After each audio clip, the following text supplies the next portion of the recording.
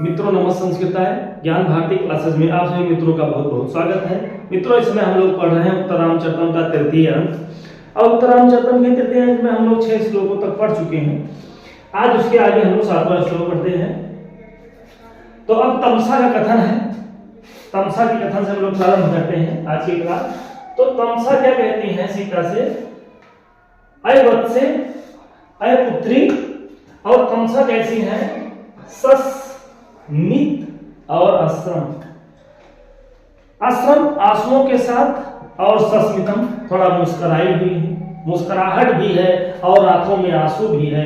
कहती हैं हे पुत्री अय पुत्री आप परिस्फुट निक्वाणे कुतस्से पितुमीदृशी हस्तनित्नो मयूरेव चकितोत्कंठितमे स्थिता। अपरिस्फुट निक्वाणे कुतस्सेऽपि त्वमीदृशी हस्तनित्नो मयूरेव चकितोत्कंठितमे स्थिता। अभी इसके पहले सीता ने कहा था कि ये जो आवाज आ रही है, ये मेघ की गर्जना के समान जो आवाज आ रही है, ये निश्चित ही रामभद्र की है। चकित और उत्कंठित हो गई थी। तो वही समझा रही है, बता रही है कौन, तमसा, किससे, सीता से, कि अय वत्से अय पुत्री अस्तनित्नो, अस्तनित्नो, अस्तनित मेघ, ये अस्तनित्नो ये मेघ की अपरिस्फुट निक्वाणे है। ये मेघ की अस्पष्ट आवाज है, मेघ की। और ये क्या है, अस्पष्ट, अस्पष्ट ध्वनि है। ये मेघ की अस्पष्ट ध्वनि को सुन करके, मेघ की अस्पष्ट आवाज को सुन करके तुम तो मयूरी मोरनी के समान चकित और उत्कंठित स्थिता, चकित और उत्कंठित सी हो गई हो, आश्चर्यचकित हो रही हो। तमसा कह रही है सीता से कि अरे पुत्री अस्तनित्नो, ये जो मेघ की अस्पष्ट ध्वनि है, मेघ की अस्पष्ट ध्वनि को सुन करके मयूरी यू मोरनी के समान तुम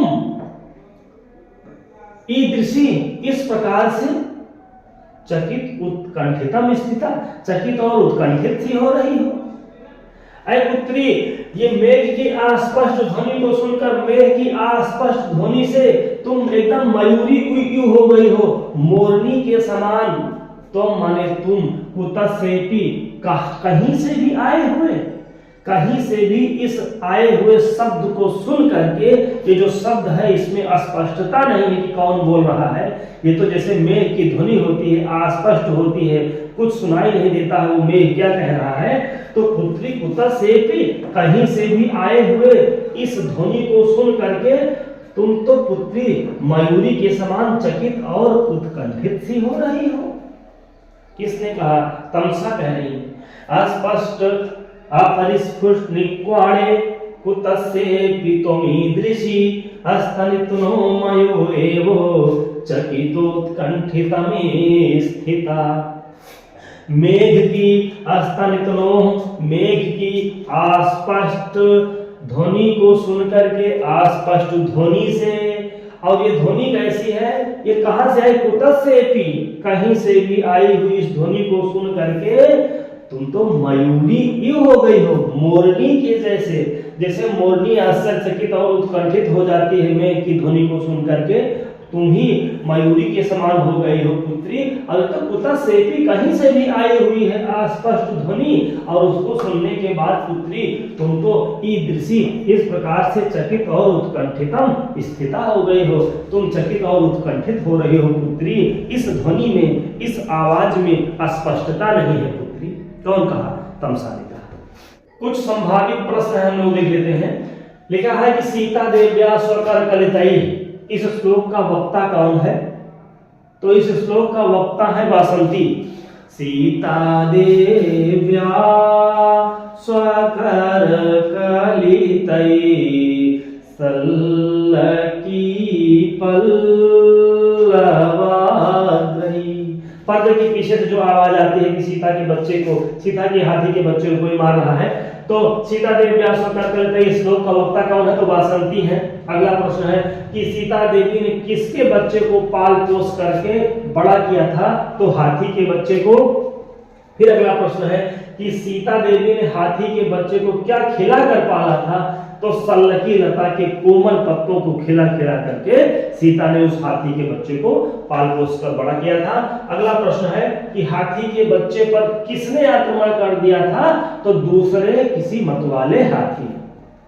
फिर अगला है आकर्णयंती की व्युत्पत्ति क्या होगी? आकर्ण ऋ छत्री के बाद फिर डी प्रत्यय लगा है, आकर्णयंती शब्द बना है। और करिक लभ, करिक लभ का शब्द आया था, तो करिक लभ शब्द का क्या अर्थ है? तो करिक लभ शब्द का अर्थ है हाथी का बच्चा। फिर अगला है कि सीता देव्या स्वकर कलितई सल्लकी पल्लवाग्रही, इस श्लोक में कौन सा छंद है? तो मंदाक्रांता छंद है। अगला प्रश्न है कि किसके दर्शन से सीता के मुख से चिर परिचित अक्षर निकलने लगे? तो पंचवटी दर्शन, पंचवटी के दर्शन से। फिर अगला प्रश्न है कि जलभर भरित मेघ मंथर स्तनित गंभीर मानसला, इस वाक्य में किसके वाणी का वर्णन किया गया है? तो भगवान राम के वाणी का वर्णन किया है। सीता ने कहा कि ये जो मेघ की ध्वनि है मेरे कानों को भर रही है। फिर अगला परित्रायस की व्युत्पत्ति क्या होगी? परित्रय लोट लगा मध्यम पुरुष एकवचन की का ये रूप है परित्रायस। फिर समासोसी पद की व्युत्पत्ति क्या होगी? समावलान उस पर उपसर्ग पूर्वक स्वस्थ धातु है, लोट लगा मध्यम पुरुष एकवचन का रूप है। और समासोसी का अर्थ क्या है? तो समासोसी का अर्थ है धैर्य रखो। अस्तरित पद का क्या अर्थ है? तो अस्तरित का मतलब होता है गर्जना। फिर अस्पष्ट, फिर है अपरिष्ट, फुट लिक्वाणे कुतसेव तुमिदर्शी, इस श्लोक का वक्ता कौन है? तो तमसा है। तमसा कहते हैं अस्पष्ट ध्वनि को सुन करके तुम मयूरी के समान चकित और उत्कंठित से हो गए। फिर अगला है कि स्तरित इतनो मयूरी चकितोत्कंठितम, इस श्लोकांश में कौन सा अलंकार है? तो उपमा अलंकार है, क्योंकि सीता की तुलना की गई है मयूरी से, मोरनी से। फिर आगे जब तमसा कहती है कि अस्पष्ट ध्वनि को सुन करके पुत्री तुम तो एकदम आश्चर्यचकित हो जाती हो, इसमें स्पष्टता नहीं है इस ध्वनि में। तब सीता तुरंत कहती है कि भगवती किम भड़श्चि, क्या बोल रहे हो? भगवती तुम क्या बोल रहे हो? अपरिस्फुटेति, ये अस्पष्ट ध्वनि तुम कह रही हो। फिर स्वर संयोगेन प्रत्यभिजानामि ननु आर्यपुत्रेण एव एतत् व्याहृतम्, इस स्वर के संयोग से, इन शब्दों से ऐसा मैं पहचान रही हूं कि ननु मतलब निश्चित रूप से, आर्यपुत्रेण एव एतत् व्याहृतम्, ये निश्चित ही आर्यपुत्र के ही शब्द हैं, निश्चित ही ये आर्यपुत्र बोल रहे हैं। आप कह रहे हैं कि अस्पष्ट ध्वनि है, लेकिन ये अस्पष्ट ध्वनि नहीं है, इसको निश्चित ही आर्यपुत्र बोल रहे हैं। फिर अगला है कि श्रूयते, अब तमसा जब सुन ली है कि सीता को तो पता है कि राम ही है, तो तमसा कहते हैं श्रूयते, हाँ सुना जाता है कि तपस्यता किल शूद्र से दंड धारणार्थम इक्ष्वाक वंशो, इक्ष्वाको राजा दंडक आरण्यम आगतः इति। कहते हैं श्रूयते सुना आता है कि तपस्यता मतलब तपस्या करते हुए किल निश्चित रूप से शूद्र से दंड धारणार्थम दंड देने के लिए इक्ष्वाको राजा, इक्ष्वाक वंशी राजा राम दंडक आरण्यम आगता, दंडक बन आए हैं। जब तमसा सुनती है कि सीता को पता है कि ये सारी जो है बात, ये सारे शब्द भगवान राम के ही हैं, तो वही कहती है तमसा कि हाँ सुना जाता है कि जो राम है वो दंडक बन आए हैं, किसके लिए? कि जो शूद्र तपस्वी थे उन्हीं को दंड देने के लिए। जब इतना सुनती है सीता तो कहती है अच्छा दिष्टया अपरहीन धर्मा खलु सा राजा, सा राजा वो राजा, दिष्टया मतलब सौभाग्य से, अपरहीन धर्मा आज भी अपने धर्म का पालन कर रहे हैं, और धर्म का पालन करते हुए सीता का भी तो परित्याग उन्होंने किया है। तो वही आज कह रहे सीता, अच्छा बड़े सौभाग्य की बात है कि आज भी वो राजा अपने धर्म का पालन कर रहे हैं। फिर पर्दे के पीछे से एक आवाज आती है, पर्दे के पीछे से आवाज आती है। आवाज क्या होती है कि यत्र द्रुमा अपि मृगा अपि बंधभूमि, यत्र द्रुमा अपि मृगा अपि बंधभूमि, अव्यानी प्रिया सहचरश्चिरमध्यवात्सम् यानी प्रिया सहचरा चिरमध्यवात्सम् एतानि तानि बहुकन्दर निर्झराणि गोदावरी परिसरस्य गिरेस्तटानि उक्ता वसंत तिलकात् भुजा जगौगः यत्र द्रुमा अपि मृगा अपि बन्धभूमिः यानि प्रिया सहचरश्चिरमध्यवात्सम् एतानि तानि बहुकन्दर निर्झराणि गोदावरी परिसरस्य गिरेस्तटानि।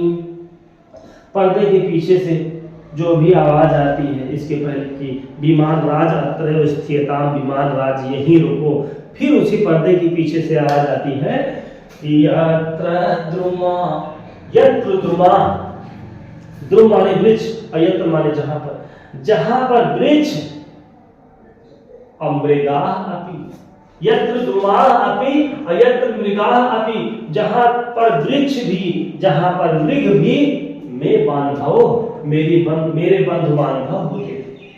यत्र द्रुमा अपि मृगा अपि बंधवो में, मेरे बंधु बांधव हुआ करते थे जहां पर वृक्ष और जहां के सारे वृक्ष।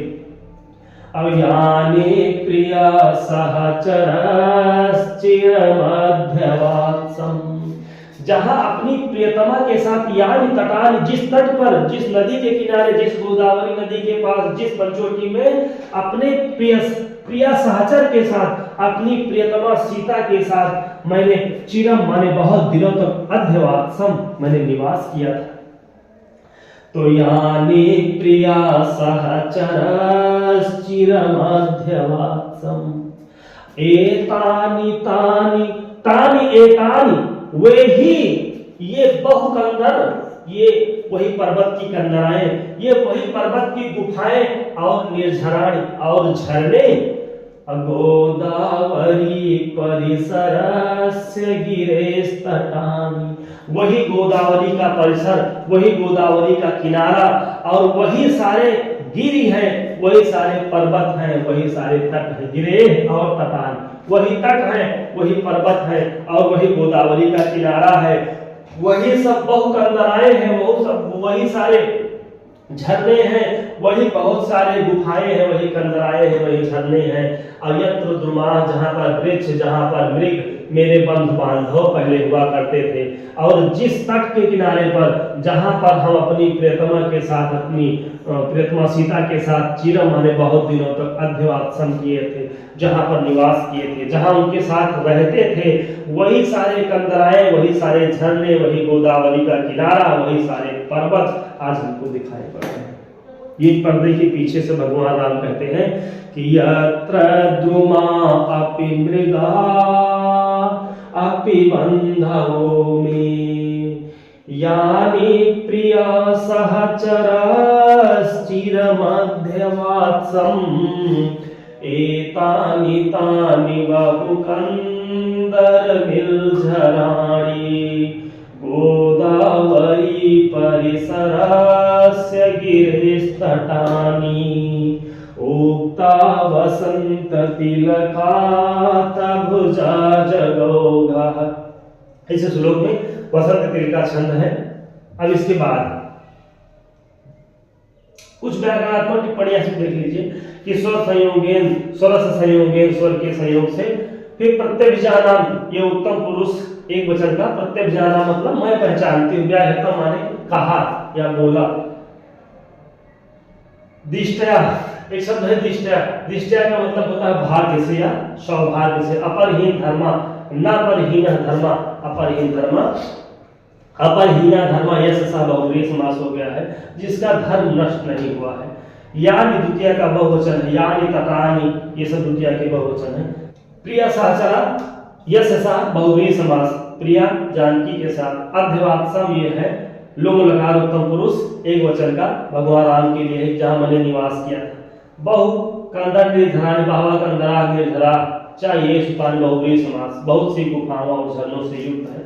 फिर है गोदावरी परिसर, गोदावरी परिसर यस्य तस्य बहुव्रीहि समास, गोदावरी के समीप, गोदावरी के निकट। तो मित्रों बस आज की क्लास में इतना ही, मिलते हैं अगली क्लास में, तब तक के लिए नमः संस्कृत। धन्यवाद।